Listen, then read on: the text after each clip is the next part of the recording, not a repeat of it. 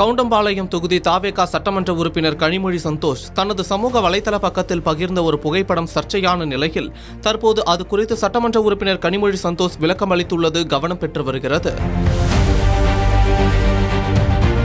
சமீபத்தில் நடந்து முடிந்த தமிழக சட்டமன்ற தேர்தலில் தாவேகா சார்பில் போட்டியிட்டு வெற்றி பெற்று புதிதாக பதவியேற்றுள்ள எம்எல்ஏ கனிமொழி சந்தோஷ் தொகுதி பிரச்சினைகள் குறித்து அரசு அதிகாரிகளுடன் ஆலோசனை நடத்தியுள்ளார். இது குறித்து தனது எக்ஸ் தளத்தில் அவர் வெளியிட்ட அந்த புகைப்படம் தான் சர்ச்சைக்கு வழிவகுத்தது. எம்எல்ஏ கனிமொழி சந்தோஷ் ஒரு பிரம்மாண்டமான அரியணை போன்ற ஆடம்பரமான சோஃபா நாற்காலியில் அமர்ந்திருந்தார்.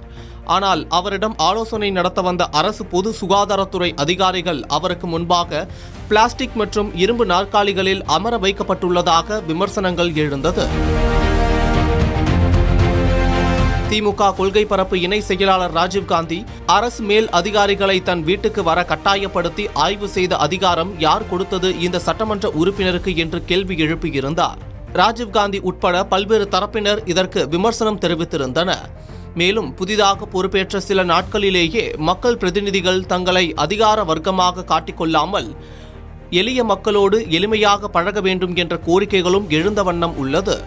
தற்போது இந்த சர்ச்சை குறித்து விளக்கமளித்துள்ள எம்எல்ஏ கனிமொழி சந்தோஷ், இது தன்னுடைய வீடு அல்ல, அலுவலகம்தான் என்றும் தான் ஜோதிடர் என்பதால் அந்த செட்டப்புக்கான அலுவலகம் இது, அதிகாரிகள் அமர்ந்தது பியூர் லெதர் தான் என்று விளக்கி வீடியோ வெளியிட்டுள்ளார்.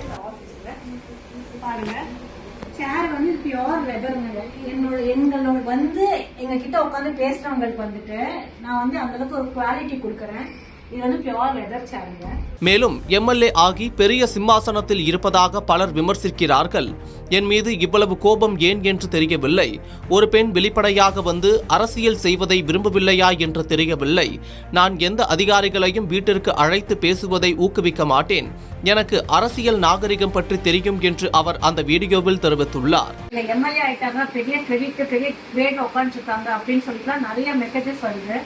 அது ஏன் என் மேல அவ்வளோ ஒரு ஃபோக்கஸோ ஒரு கோவமோ அப்படிங்கிறது தெரியல. இல்ல ஒரு பெண் வெளிப்படையா வெளியில ஷைனாகர் மக்களுக்கு பிடிக்கலையா அப்படிங்கிறது தெரியல. அதுக்காக தான் இந்த பதிவை போடுறேங்க. இது எல்லாமே என்னோட ஆஃபீஸ் செட்டப்பு. நான் யாரையும் எந்த அதிகாரியும் வீட்டுக்கு கூப்பிட்டு என்கரேஜ் பண்றதும் கிடையாது. ஏன்னா எனக்கும் அரசியல் நாகரிகம் என்ன அப்படிங்கிறது தெரியும்.